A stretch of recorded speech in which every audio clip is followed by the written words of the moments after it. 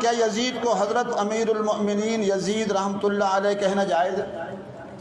تو میری اس بارے میں جو رائے ہے اور استخارے کے بعد رائے ہے کہ ہمیں محتاط انداز میں ایک دو الفاظ ضرور کہنے چاہیے. وہ لفظ آپ اور زیادہ نہیں تو کم از کم اتنا کہنا چاہیے کہ حضرت یزید رحمۃ اللہ علیہ. بات تو اس کو امیر المومنین کا بھی لفظ کہتے ہیں، چلو اس حد تک نہ صحیح، لیکن کم از کم اتنا کہنا چاہیے کہ حضرت یزید رحمۃ اللہ علیہ. امیر معاویہ، امیر یزید، امیر یزید، امیر یزید. اور وہ جو جہنم کے 7 دروازوں کی نسبت سے 7 جھوٹے دفاع جو کرتے ہیں وہ بھی میں آپ کو موٹے موٹے اس میں کور کر دیتا ہوں تاکہ یہ ایک جگہ ریکارڈنگ میں آ جائے. پہلا جھوٹا دفاع کہتے ہیں جی وہ قسطنطینیہ کی بشارت فٹ ہوتی ہے. یہ تو ہم نے اس کے ساتھ جو کر دیا ہے، لاکھوں لوگوں نے میرا کلپ دیکھا ہے، کیا یزید جنتی لشکر میں شامل تھا. حدیث کی کتابوں سے بتایا کہ یہ بخاری میں جو حدیث ہے یہ تو آپ آؤٹ آف کانٹیکسٹ آپ پیش کرتے ہیں. صحیح بخاری میں حدیث ہے کہ میری امت کا پہلا لشکر جو کیسر روم کے شہر پہ حملہ کرے گا ان کی بخشش ہوگی ہے. اس میں تو قسطنطینیہ کا ذکر ہی کوئی نہیں ہے. کیسر روم کا شہر نبی الاسلام کے زمانے میں حمص تھا اور وہاں پہ حملہ کیا ابو عبیدہ ابن جراح نے. اگر کوئی اسے قسطنطینیہ بھی مانتا ہے یا اردو میں قسطنطنیہ یا انگلش میں کانسٹنٹائن نوبل، تو تب بھی یہ پہلا حملہ تو ہے نہیں تھا، کیونکہ اسی حدیث میں نا وہ کہتے ہیں جی وہ بخاری کے اندر حدیث موجود ہے. اسی حدیث کے اندر آتا ہے نا کہ وہ ابو ایوب انصاری بھی اس لشکر میں موجود تھے اور اسی لشکر میں وہ فوت ہو گئے. اور جو کہتے ہیں یزید نے ان کا جنازہ پڑھایا، تو ظاہر ہے وہ اسی نے پڑھانا تھا، حکمران ہی پڑھاتے ہیں نا، حکمرانوں کے ہاتھ میں سب کچھ ہوتا ہے نا. وہ تو امام حسن کا جنازہ بھی مروان بن رقم نے پڑھایا، حضرت حسین کو نہیں پڑھانے دیا. لیکن وہ حضرت حسین نے کمپرومائز کیا کہ اب یہ حکمران ہے، شریعت کو تو فالو کرنا ہے. تو وہ کہتے ہیں دیکھیں یزید اس لشکر کا امیر تھا. اس میں پہلے کا تو ذکر ہی نہیں ہے کہ یہ یزید جس لشکر میں تھا وہ پہلا لشکر ہے. وہ اب آپ سنیں، یہ بخاری سے جو حدیث پیش کرتے ہیں نا ابو ایوب انصاری والی، یہ 1186 ہے. ابو داؤد میں 2512 نمبر حدیث ہے. ابو عمران تابی کہتے ہیں جب ہم قسطنطینیہ پہ حملے کے لیے پہنچے تو اس وقت ہمارے لشکر کے امیر عبد الرحمن بن خالد بن ولید تھے. تو یہ یزید سے الگ کوئی اور لشکر ہے. اور اس میں سیدنا ابو ایوب انصاری نے ہمیں ایک آیت کی تفسیر سمجھائی اور پھر وہ اللہ کی راہ میں مسلسل جہاد کرتے رہے حتیٰ کہ آخر میں قسطنطینیہ میں دفن ہوئے. تو قسطنطینیہ پہ جو پہلا حملہ ہوا، اگر یہ 2 حملے بھی مانے جائیں، ویسے اس سے بھی پہلے ایک حملہ ہوا ہے، پھر بھی اگر یہ حملہ بھی پہلے مانا جائے تو حضرت خالد بن ولید کے بیٹے نے حملہ کیا ہے، کیونکہ اس میں ابو ایوب انصاری زندہ ہیں.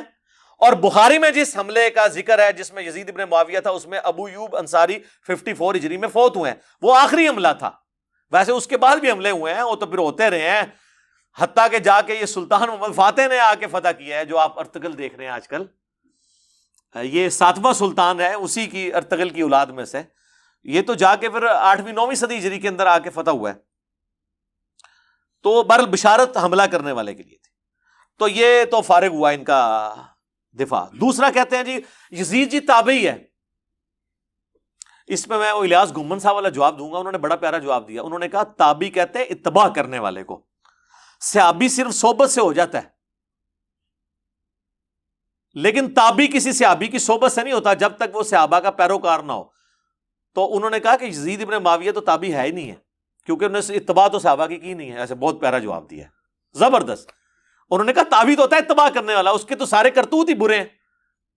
اچھا، تو اگر یہ تابعی ہے تو پھر سر حجاج ابن یوسف صحابہ کا قاتل، وہ بھی تابعی ہوا پھر. اور خوارج کلمہ گو اہل قبلہ تو تھے، وہ بھی سارے تابعین ہوئے. یہ سب فراڈ ہے. اس طریقے سے نہیں ہوتا کہ آپ چیزیں بنانا شروع کر دیں. اور اسی میں وہ حدیث بھی لیتے ہیں ترمذی سے کہ نبی الاسلام فرمایا جس نے مجھے دیکھا اسے آگ نہیں چھوئے گی، جس نے اس کو دیکھا اسے آگ نہیں چھوئے گی، جس نے اس کو دیکھا. وہ کہتے ہیں دیکھیں صحابہ تابعین تبع تابعین تک یہ چیز جاتی ہے تو سارے بخشے ہوئے. تو سر جتنے بڑے بڑے کذاب قسم کے احادیث میں راوی ہیں نا، زیادہ تر وہ قانوناً تابعین کے اندر موجود ہیں. خوارج بھی اس کے اندر آ جائیں گے تو ساروں کو بشارت ہوگی. پھر وہ کہیں گے نہیں نہیں. اب حجاج ابن یوسف کا تو دفاع کر نہیں سکتے کہ مسلم شریف میں حدیث ہے کہ بنو ثقیف کے اندر ایک ظالم اور ایک کذاب پیدا ہوگا، اور اسما بنت ابی بکر کہتی ہیں کہ ظالم حجاج تو ہے. تو جب حجاج کو اسما بنت ابی بکر کہہ رہی ہیں تو ان کو آگے سے حجاج کو کہنا چاہیے تھا نہیں میں تو تابعی ہوں، میرے پہ تو آگ حرام ہے، اسما یہ آپ کیا باتیں کر رہی ہیں؟ آپ دیکھیں آپ صحابی ہیں، میں نے آپ کو دیکھ لیا، میں ابھی تابعی ہو گئی ہوں، آگ ختم ہو گئی۔ وہ ایڈی گل حجاج نو بھی سمجھ سی جی ناصبی نو نہیں سمجھ کہ ایویں نہیں کوئی ہو جاتا تابعی تے ویکھ لیا۔ اچھا جی، تیسرا وہ کہتے ہیں جی حضرت علی کا جو بیٹا ہے محمد بن حنفیہ، جو حنفیہ نامی ایک عورت جس سے شادی کی تھی حضرت علی نے سیدہ فاطمہ کی وفات کے بعد، ان سے پیدا، وہ کہتے ہیں وہ تو بڑی تعریف کرتا تھا یزید ابن معاویہ کی۔ اچھا جی کدھر لکھا ہے کس حدیث میں؟ نہیں ان کی باتیں حدیثوں میں، وہ کہتے ہیں وہ ابن کثیر میں جسے عربی میں البدایہ والنہایہ کہتے ہیں اس میں موجود ہے۔ ہاں جی دکھائیں، دکھا نہیں آپ کو سکتے، وہ اس قابل ہی نہیں دکھائیں، کیونکہ اس میں محمد بن حنفیہ کے پاس عبداللہ بن مطیع سے آبی آتے ہیں۔ محمد بن حنفیہ تابعی ہے، عبداللہ ابن مطیع سے آبی وہ ہے جسے گھٹی حضور نے خود دی ہوئی ہے، جونیئر صحابہ میں سے ہے صلی اللہ علیہ وآلہ وسلم رضی اللہ تعالیٰ عنہ۔ اور وہ کہتے ہیں محمد بن حنفیہ سے کہ آپ کیوں چپ کر کے بیٹھ گئے ہیں؟ آپ کا بھائی حسین قتل ہو گیا ہے اس یزید کی وجہ سے، تو آپ اس کے خلاف کھڑے ہوں، قیام کریں۔ تو محمد بن حنفیہ کہتے ہیں کہ بھائی، اور عبداللہ ابن مطیع کہتے ہیں کہ اس کے کرتوت تو ایسے ہیں کہ آسمان سے پتھر برس پڑے جو اس کے کرتوت ہیں برے۔ کہتے ہیں جی وہ شرابی، اور اس میں شرابی کے الفاظ بھی ہیں اور باقی الفاظ بھی، وہ کہتے ہیں جی کہاں لکھا ہوا ہے؟ تو وہ محمد بن حنفیہ کہتے ہیں کہ نہیں بھائی، میں نے تو جتنے دن میں اس کے پاس رہا ہوں، میں نے تو اس کے اندر کوئی چیز نہیں ایسی دیکھی، میں نے تو اسے نماز کا پابند اور سنت کا عامل پایا ہے۔ جن کے آباء و اجداد سنت کو توڑنے والے ہیں ان کا وہ کہتے ہیں سنت کا عامل پایا ہے، تو وہ کہتے ہیں دیکھیں محمد بن حنفیہ نے توثیق کر دی اس کو۔ ویسے میں نے ایلبریٹ کیا ہے، پھر وہ باقیوں نے کہا حضرت جتنے دن آپ وہاں رہے ہیں نا اتنے دن آپ نے اس کو ایسا پایا، یعنی اتنے دن وہ پگڑی بن کے نماز پڑھتا رہا رفع دین نال، پہلے تو نہ رفع دین کرتا سی، ننگے سر ہی پڑھتا سی نماز، یعنی وہ لبادے اڑے ہوئے ہوتے ہیں نا انہوں نے۔ تو یہ تو جتنے دن آپ رہے ہیں اتنے دن اس نے سر ڈھانپ کے نماز پڑھی ہے۔ تو عبداللہ بن مطیع صحابی ہے اور محمد بن حنفیہ تابعی ہے۔ جب صحابی اور تابعی کا قول ٹکرائے تو کس کی بات مانی جائے گی؟ صحابی کی۔ تو محمد بن حنفیہ کا تو قول فارغ ہو جاتا ہے پھر۔ اسی لیے شیخ زبیر علیزئی صاحب نے اپنے رسالے کے اندر یہ لکھا، انہوں نے کہا کہ اگر تم اس روایت کو صحیح مانو گے نا پھر تو یہ بات ماننی پڑے گی کہ وہ زانی شرابی تھا، کیونکہ ہم تو صحابی کے پیچھے چلیں گے، تابعی کے پیچھے نہیں چلیں گے۔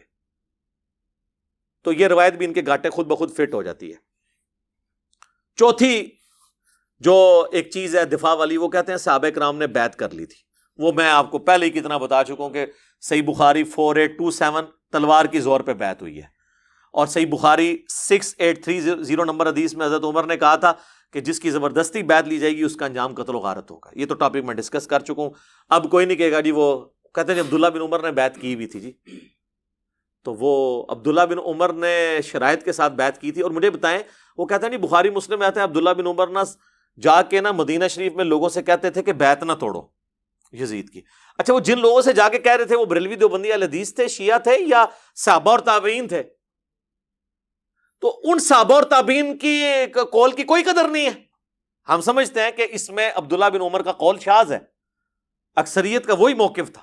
اور پھر عبداللہ بن زبیر جو ڈٹے رہے آخری وقت تک، وہ صحابی نہیں ہے، ایک قول لے لیتے شاذ۔ او عبداللہ بن عمر تو پھر دیکھ لیں آپ، صحیح بخاری میں آتا ہے عبداللہ بن عمر جو پوری زندگی بنو امیہ کا ساتھ دیتے رہے نیوٹرل بن کے، کبھی ان کا حصہ نہیں بنے، لیکن نیوٹرل بننا بھی ساتھ تھا۔ آخری عمر میں تو وہ پچھتاتے تھے۔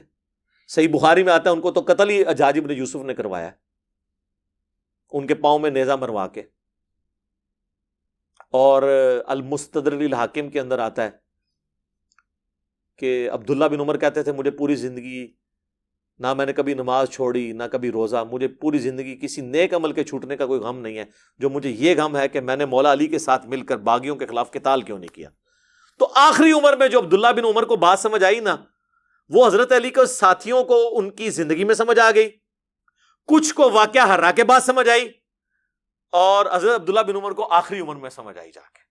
بہرحال حضرت عبداللہ بن عمر کا رجوع اس میں مل گیا، لہٰذا ان کے پیچھے کوئی نہ چھپے گا جی وہ بیعت سے روکتے تھے۔ جب ان کو ہاتھ لگے تو ان کو پتا چل گیا کہ یار میں تو ان کے ساتھ چلتا رہوں، میرے ساتھ بھی انہوں نے ہاتھ کر دیے۔ پانچواں وہ کہتے ہیں جی کوفیوں نے مارا ہے جی، اہل شام نے نہیں مارا، وہ تو شام کی طرف جا رہے تھے جی، تو میں نے بتایا بھائی کوفیوں نے ہی مارا، ظاہر ہے کوفے میں عبید اللہ ابن زیاد گورنر کوفہ جو ہے یزید کے ہی لگایا تھا. آج اگر وہ کہتا ہے پنجاب پولیس نے کیا تو اس کا یہ مطلب نہیں کہ پرائم منسٹر سے کوئی تعلق نہیں ہے، وہ انہی کے انڈر ہے. لہٰذا یہ بھی پلی غلط ہے، اس میں پہلے بھی ڈسکس کر چکا. چھٹا وہ کہتے ہیں کہ جی وہ دیکھیں جی 3 شرطیں رکھ لی تھی حضرت حسین علیہ السلام نے، وہ تو تیار تھے. انہوں نے کہا کہ مجھے یزید کے پاس جانے دو، میں ہاتھ رکھ کے بیعت کر لیتا ہوں. سبحان اللہ. اور سر یہ ہو جاتا تو عبید اللہ ابن زیاد نے لوڈیاں ڈالنی تھیں اور اس نے کہنا تھا حضرت آپ کے ابا جان حضرت معاویہ رضی اللہ تعالیٰ عنہ پوری کوشش کر کے 4 سال جو کام نہیں کروا سکے کہ حسین سے بیعت لیں آپ کے لیے، میں نے دیکھے کتنا کارنامہ کر دیا. تو یزید ابن معاویہ نے اسے اور نوازنا تھا کہ یار تو واقعی بڑا سمجھدار قسم کا میرا گورنر نکلا ہے. وہ کہانی وہ بنائیں جو فٹ ہوتی ہو، یا مجھے شام جانے دو یا واپس مدینے جانے دو یا مسلمانوں کی کسی سرحد پہ بھیج دو میں جا کے قتال کروں. وہ تو جی بس کینسل، ان کو پتا چل گیا تھا کہ یہ کوفیوں نے ہمارے ساتھ دھوکہ کیا اور یہ وہ کیا. اچھا جی یہ سٹوری بالکل فٹ نہیں بیٹھتی. اور یہ جس کتاب سے لے کے آتے ہیں نا، انصاب الاشراف وہ کتاب ہے امام بلازری کی، پہلے 300 سال میں مسلمانوں کے ایک بڑے ائمہ میں سے. انصاب الاشراف یعنی وہ کتاب جس میں بڑے بڑے جو اشرافیہ ہیں، بڑے بڑے خاندانوں کے جو لوگ ہیں ان کے فضائل بیان ہوئے ہیں. یعنی اس میں بنو ہاشم کے بھی، بنو امیہ، بنو عباس کے، اور جس میں بایوگرافی بھی لکھی ہے صحابہ اور تابعین کی. اس میں سے وہ لے کے آتے ہیں، کہتے ہیں جی اس کے اندر یہ موجود ہے. اور شیخ زبیر صاحب نے بھی فضائل صحابہ اپنی کتاب میں نا یہ لکھ دیا، لیکن انہوں نے انصاف یہ کیا کہ انہوں نے کہا کہ اس کی سند حلال بن یساف تک تو ثابت ہے، لیکن حلال بن یساف کا واقعہ کربلا میں ہونا بھی ثابت ہونا چاہیے نا. تو پھر مرنے سے پہلے انہوں نے اس کتاب سے ہی رجوع کر لیا. شیخ زبیر صاحب نے آخر میں اعلی حدیث رسالے میں لکھ دیا کہ انصاب الاشراف جو کتاب ہے یہ اپنے مصنف سے ثابت ہی نہیں ہے. ویسے زیادہ میجورٹی کا یہی موقف ہے کہ اپنے مصنف سے ثابت ہے، لیکن زبیر لزئی صاحب گھبرا گئے تھے. وہ مجھے کہتے تھے کہ اگر یہ انصاب الاشراف کو انہوں نے صحیح مان لیا نا تو پھر حضرت معاویہ کا کیا بنے گا، حضرت ابو سفیان کا کیا بنے گا. کیونکہ اسی انصاب الاشراف میں بالکل صحیح سند کے ساتھ ایک چیز موجود ہے جو باقی اہل سنت کی کتابوں میں کوڈ ورڈز میں ہے. مسند البزار میں بھی ہے اور مجموع الزوائد میں بھی ہے. امام حیثمی جو ابن حجر اسقلانی کے استاد ہیں انہوں نے بھی لیا کہ نبی علیہ السلام کے سامنے سے ایک اونٹ گزر رہا تھا. آپ نے فرمایا کہ اونٹ پہ بیٹھے ہوئے پہ بھی اللہ کی لعنت، اس کی مہار پکڑنے والے پہ بھی اللہ کی لعنت، اس کو ہانکنے والے پہ بھی اللہ کی لعنت. یہ حدیث ختم. اس حدیث سے کون سی خدمت ہوئی ہے پتہ ہی نہیں کہ کون ہوا، کیا ہوا، کس وجہ سے لعنت ہوئی. مسند البزار اور مجموع الزوائد میں یہ ادھوری روایت ہے، لیکن انصاب الاشراف میں ان 3 بندوں کے نام ہے. وہ میں کوڈ ورڈز میں آپ کو بتا دیتا ہوں. اونٹ کے اوپر امیر شام کے والد محترم بیٹھے ہوئے تھے. اونٹ کی مہار امیر شام کے ہاتھ میں تھی. امیر شام میں یزید کو نہیں کہہ رہا، ان کے والد کو کہہ رہا ہوں. اور ہانکنے والے امیر شام کے بھائی تھے. جو مسند البزار اور مجموع الزوائد میں لکھا ہے کہ اونٹ بیٹھے ہوئے پہ بھی لعنت، ہانکنے والے پہ بھی لعنت، مہار والے پہ بھی لعنت. تو شیخ زبیر صاحب کہتے تھے پھر اس روایت کو بھی صحیح ماننے. تو انہوں نے کہا حضرت معاویہ کو بچانے کا، ابو سفیان کو بچانے کا رضی اللہ عنہما طریقہ یہ ہے کہ اس کتاب سے اعلان برات کر. اب اس میں اور بھی بہت ساری روایتیں ہیں، ٹھیک ہے. یزید کے آباء و اجداد کے تابوت آگ میں ہیں، وہ ہم نہیں بیان کرتے آپ سے، ٹھیک ہے. اور بھی کافی ساری چیزیں. تو اس کتاب سے انہوں نے جان چھڑا لی کہ چھوڑو ہے. تو لہٰذا آندہ کو 3 شرائط والی بتائے نا، ان کو 3 شرائط والی کتاب مننی ہے اور اس طریقے نہ ادھوری سند نہ مننی ہے نے. تو مصنف ابن ابی شیبہ میں جو روایت ہے کہ حضرت عمر نے نعوذ باللہ دھمکی لگائی حضرت فاطمہ کو کہ میں تیرے گھر کو آگ لگا دوں، تو وہ ہم کیا کہتے ہیں کہ وہ زید بن اسلم جو ہے وہ حضرت عمر کا غلام جو ہے وہ اس وقت موجود ہی نہیں تھا وہاں پر جب یہ واقعہ ہوا تھا. وہ تو حضرت عمر کی غلامی میں بعد میں آئی. یہ سند منقطع ہے. تو اگر منقطع روایتوں کو حلال بن یساف کو ماننا ہے تو پھر آپ یہ بھی چیزیں ماننا شروع کر دیں. تو یہ ان کا ایک تھا. اور آخری دفاع ان کا پتہ کیا ہوتا ہے؟ وہ چھوڑو جی یہ باتیں نہیں کرنی چاہیے. پہلے مقابلہ کرتے رہتے ہیں، جب بالکل ان کو سمجھ آتی ہے نا اوہ یہ کیا ہو گیا، تو پھر وہ آنکھیں بند کر لیتے ہیں جی یہ باتیں کرنی نہیں چاہیے. تو یہ جو اتنی دیر سے آپ ہمارے ساتھ بحثیں کر رہے تھے، یہ کیوں کر رہے تھے؟ یہ آج پوری دنیا میں جو باتیں شروع ہوئی ہیں میں نے کروائی ہیں. میں نے اشرف جلالی کو کہا ہے کہ وہ بکواس کرے، میں نے آصف الوی کو کہا ہے کہ وہ بکواس کرے، اور اب پورے ملک کے اندر جو ایک آگ لگی ہوئی ہے، یہ میں نے تو نہیں کروائی ہے، تو وہ کہ جی یہ قیامت والے دن پوچھا نہیں جائے گا. تو قیامت والے دن تو سر پوچھا جائے گا. المستدرک للحاکم میں حدیث ہے کہ اگر کوئی شخص مقام ابراہیم اور حجر اسود کے درمیان، اور جو دروازہ بھی اسی پورشن میں آتا ہے، پوری زندگی نمازیں پڑھتا رہے اور روزے رکھتا رہے، پھر بھی اللہ سے اس حال میں ملے مرنے کے بعد کہ اس کے دل میں ہم اہل بیت کا بغض ہوا، تو اللہ تعالیٰ اسے ضرور دوزخ میں داخل کرے گا. کہتے ہیں جی پوچھا نہیں جائے گا. صحیح مسلم میں حدیث کیا نہیں ہے 240، علی سے محبت نہیں رکھے گا مگر مؤمن، علی سے بغض نہیں رکھے گا مگر منافق. پوچھا نہیں جائے گا. کیا فضائل صحابہ احمد بن حنبل کی کتاب میں حدیث نہیں ہے کہ میری وجہ سے 2 فرقے جہنم میں جائیں گے اور میری وجہ سے 2 فرقے گمراہ ہوں گے، ایک میری محبت میں غلوف کر کے اور ایک میری دشمنی میں غلوف کر کے؟ پوچھا نہیں جائے گا. وہ جی قرآن میں لکھا ہے تلک امۃ قد خلت لہا ما کسبت ولکم ما کسبتم، سورۃ البقرہ پارہ نمبر 1 کی آخری آیت. وہ آدھی پیش کرتے ہیں. اور وہ تو کہا جا رہا ہے یہودی کہتے تھے ہمیں حضرت ابراہیم کی نسبت حاصل ہے، حضرت ابراہیم کی نسبت سے ہی اللہ تعالیٰ ہمیں چھوڑ دے گا. تو اللہ نے فرمایا کہ ابراہیم اور ان کے ساتھی اپنے نیک اعمال اپنے ساتھ لے گئے. تم سے نہیں پوچھا جائے گا کہ انہوں نے کون سے نیک اعمال کیے، تم سے تمہارے اعمال کے بارے میں پوچھا جائے گا. برے اعمال کا تو ذکر ہی نہیں ہے، ورنہ الفاظ ہوتے علیہا مکتسبت وعلیکم، وہ لہا ما کسبت ولکم ما کسبتم. ظاہر ہے قرآن میں تو مرے ہوئے لوگوں کی برائیاں بیان ہوئی ہیں نا. حضرت یوسف کے بھائی قرآن کے نزول کے وقت زندہ تھے تو ان کی برائی کا ذکر جو ہوا ہے، قرآن تو ظاہر ہے ان ساری چیزوں کو ڈیس کرتا ہے. قرآن کیسے کہہ سکتا تھا کہ مرے ہوئے بندوں کی برائی نہیں؟ اور یہ جو اسماء و رجال کا علم ہے جس کے تحت آپ حدیث کی کتابوں میں راویوں کے اوپر بحثیں کرتے ہیں، یہ تو سارے مرے ہوئے لوگوں کی غیبت ہو رہی ہوتی ہے. اور یہ غیبت وہ ہے جو کرنا واجب ہے، نہ کرنے والا گناہگار ہوگا. امام مسلم نے پوری بحث کی ہے اس کے اوپر. تو یہ آخری بہانہ ہے، یہ بھی ان کا بہانہ ختم ہوا ہے اور خود ساری بحثیں کرتے ہیں. ہمیں کہتے ہیں جی وہ کہ کیا مطلب پوچھا جائے گا. تو بھائی پوچھا جائے گا جب ہمارا دوزخ، ہمارا دین، ہمارا ایمان ان چیزوں کے ساتھ جڑا ہوا ہے. اور سٹارٹ میں نے غدیر خم، نبی علیہ السلام 3 دفعہ فرما رہے ہیں میں صحیح مسلم میں 4 حدیثیں تمہیں اہل بیت کے معاملے میں اللہ کا خوف دلاتا ہوں. تو جب حضور کسی بات سے ڈرا کے جائیں اس کے بارے میں پوچھا نہیں جائے گا. آپ اس وقت کہتے ہیں یا رسول اللہ کیوں خوف دلا رہے ہیں، کیڑا پوچھا جانا ہے؟ لگ پتہ جانا ہے تو انشاءاللہ تعالی. ویسے تو ان تبدیلی آ رہی ہے، اب لوگ کتابوں کی طرف آ رہے ہیں. مرنے سے پہلے اے مسلمان کر لے اس پہ غور، کتابوں کا خدا اور ہے، بابوں کا خدا اور. کتابوں کا دین اور ہے، بابوں کا دین اور. کتابوں کا جہاں اور ہے، بابوں کا جہاں اور. کہنے کو تو دین سب کا اسلام ہے، لیکن کتابوں کا جہاں اور ہے، بابوں کا جہاں اور. تو میں اپنی گفتگو کو کنکلوڈ کرتا ہوں 2 اقوال کے اوپر. ابراہیم نخعی 96 ہجری میں فوت ہوئے، تابعی ہیں، بخاری مسلم کے راوی ہیں.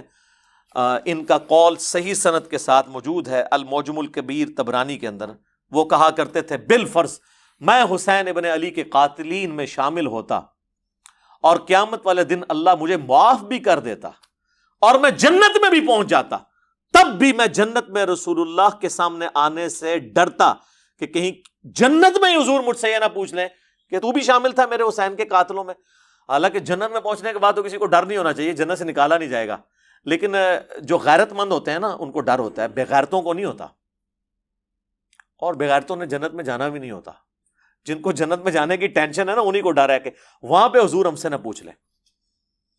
اور دوسرا امام محمد بن ادریس الشافعی المتوفا 204 ہجری کا مشہور زمانہ شعر جو تمام اسماء و رجال کی کتابوں میں نقل ہوا، ابن تیمیہ نے بھی نقل کیا، ان کے شاگرد امام ذہبی نے بھی نقل کیا.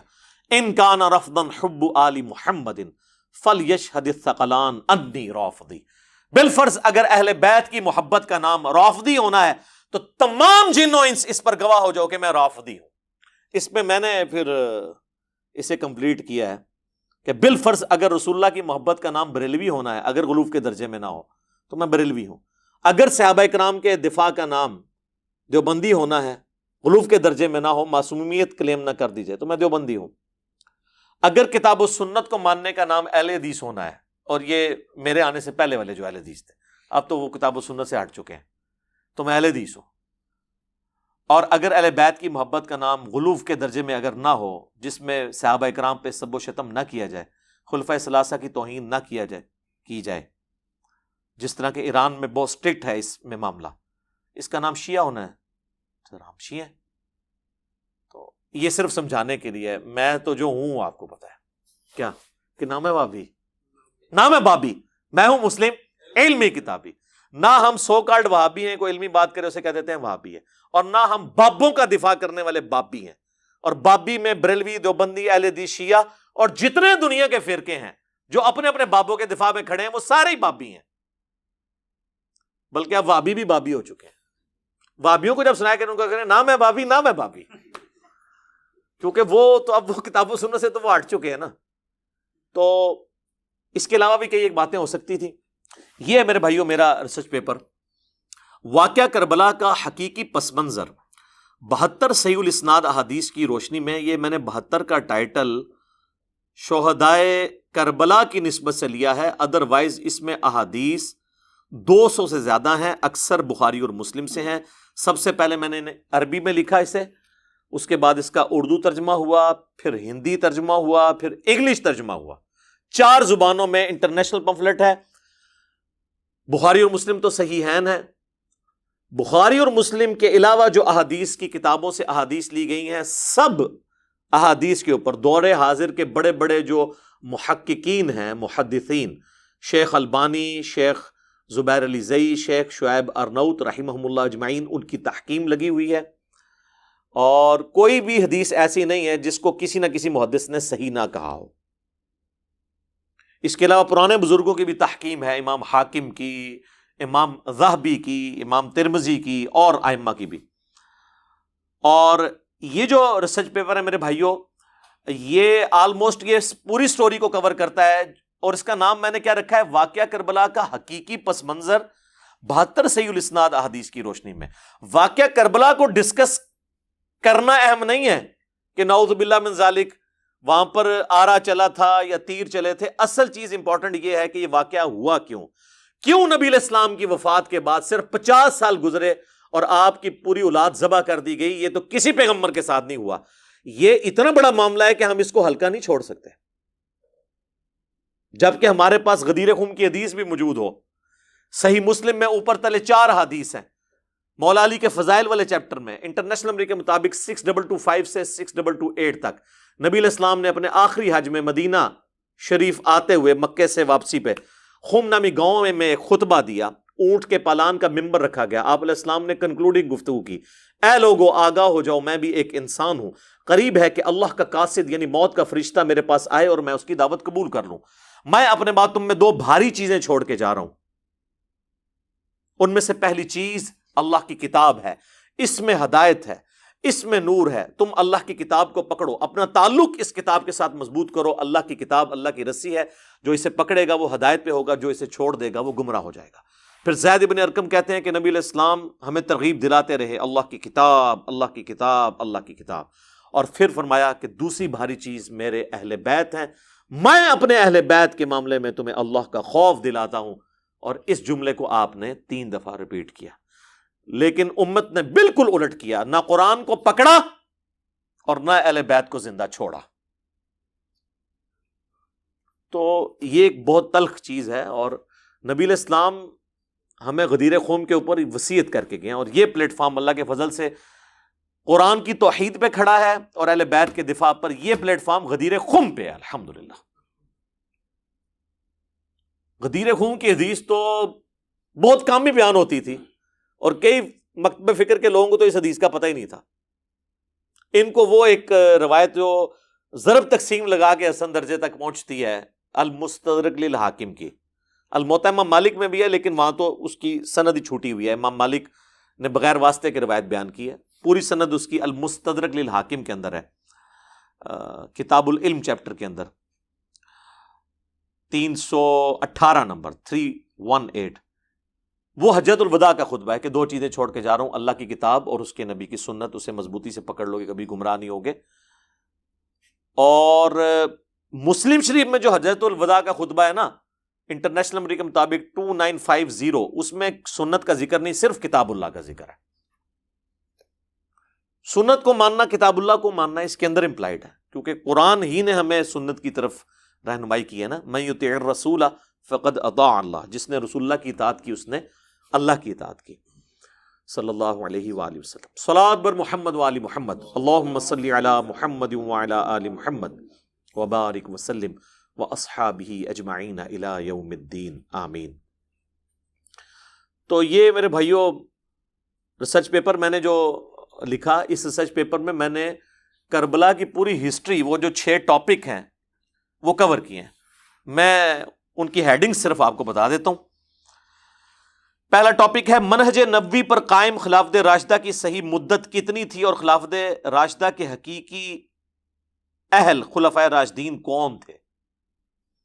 دوسرا ٹاپک خلیفہ راشد سے بغاوت بدعت ہے، جنگ جمل، صفین اور نہروان میں سیدنا علی کی حقانیت اور شہادت سیدنا عثمان کے اصلی اسباب، وہ جعلی اسباب نہیں کہ ایک عبداللہ بن سبا نے 40,000 صحابہ تربیت یافتہ ان کی مت مار دی، نعوذ باللہ، نہیں، آل امیہ کو بچانے کے لیے. عبداللہ بن سبا پرسنالٹی ہے، وہ بعد میں آیا، اسے مولا علی نہیں قتل کروایا، اس کا مسئلہ بالکل الگ ہے.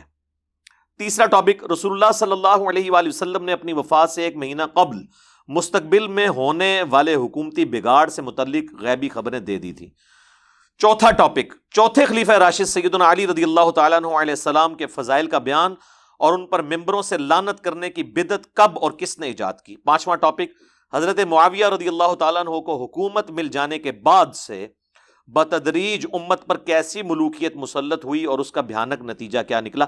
اس میں نے صلح حسن والا بھی وہ ایشو کور کیا ہے کہ وہ بھائی شرائط پہ صلح ہوئی تھی، اس طرح نہیں ہے کہ ایویں صلح ہو گئی تھی اور پھر معذرت کے ساتھ ان شرائط کے ساتھ جو کچھ ہوا وہ آپ اسی میں پڑھ سکتے ہیں. آج ٹاپک نہیں ہے میرا. اور چھٹا ٹاپک سیدنا حسین رضی اللہ تعالی عنہ علیہ السلام کے فضائل کا بیان اور یزید ابن معاویہ کی ملوکیت میں اس کے گورنر عبید اللہ ابن زیاد کے ذریعے مظلومانہ شہادت.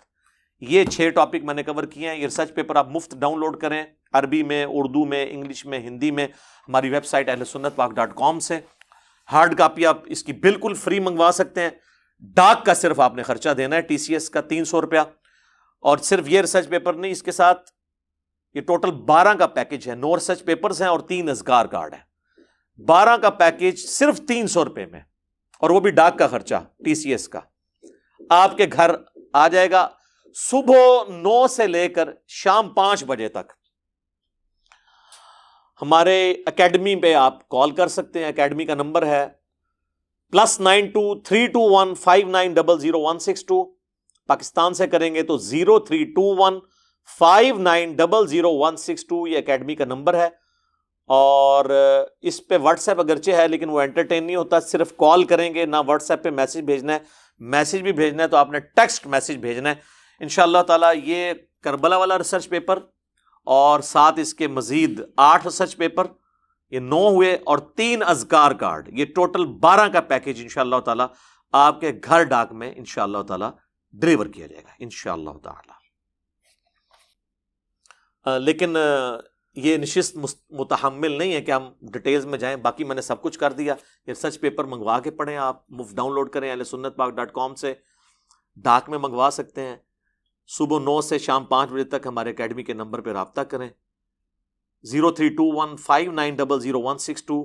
بیچ میں نمازوں کا وقفہ، کھانے کا وقفہ آ سکتا ہے، رابطہ کرتے رہیں. کال کریں گے، ٹیکسٹ میسج بھیجنا ہوگا. واٹس ایپ کو انٹرٹین نہیں کیا جائے گا الا یہ کہ کبھی کال آ جائے اس پہ، تو میسج واٹس ایپ پہ نہیں بھیجنا. تو یہ ریسرچ پیپر مفت آپ کے گھر میں 12 کا پیکج، اس کے ساتھ مزید اور ریسرچ پیپر ہیں. ٹوٹل 12 کا پیکج، 3 اذکار کارڈ اور 9 ریسرچ پیپر بالکل مفت آپ کے گھر آئے گا. صرف TCS کے 300 روپیز آپ نے دینے ہیں. تو انشاءاللہ تعالیٰ آپ کو یہ سارے حقائق پتہ چل جائیں گے اور آپ کو پتہ چل جائے گا کہ یہ بنو امیہ نے اس امت کے ساتھ کیا کیا ہے. اور یقین جانے کہ یہ اگر ایشو اس وقت گرم نہ ہوتا تو میں نے کبھی بھی یزید کے معاملے میں بات کرنی نہیں تھی. میں یہ سمجھتا ہوں کہ یزید کے معاملے کو اٹھانا ہمارے سنیت کے مقدمے کو کمزور کرتا ہے. اصل مسئلہ یزید سے پہلے بگڑ چکا تھا، وہ لوگ پھر سامنے نہیں آتے ہیں، یعنی بنو امیہ، اور وہ یزید کے پیچھے چھپنے کی کوشش کرتے ہیں. یزید کی تو کوئی اوقات ہی نہیں ہے سر. اس لیے اب آپ دیکھ رہے ہیں کہ وہ کہتے ہیں یار یزید کو اب جو مرضی کہہ لو، ٹھیک ہے. بلکہ اب تو اہل حدیث کے اندر بھی 2 پارٹیاں پیدا ہو گئی ہیں، ٹھیک ہے. تو بہرحال ہم نے کوشش کی ہے کہ ہم کتابی باتیں آپ سے کریں، حکمرانوں کی لکھائی ہوئی تاریخ نہیں بلکہ محدثین کی محنت سے جمع کی ہوئی صحیح الاسناد احادیث. اس میں جو حق بات میں نے کہی اللہ تعالیٰ ہمارے دلوں میں راسخ فرمائے، اور اگر کوئی غلط بات میرے منہ سے نکل گئی تو اللہ تعالیٰ ہمارے دلوں سے اسے دھو دے، ہمیں معاف بھی فرما دے. ہمیں کتاب و سنت کی تعلیمات پر عمل کر کے دوسرے بھائیوں تک پہنچانے کی توفیق عطا فرمائے. سبحانک اللہم و بحمدک اشہد ان لا الہ الا انت استغفرک و اتوب الیک. صلاۃ بر محمد و آل محمد. اللہم صلی علی محمد و علی آل محمد و اصحابہ و ازواجہ و اہل بیتہ اجمعین الی یوم الدین وما علینا الا البلاغ المبین. جزاکم اللہ.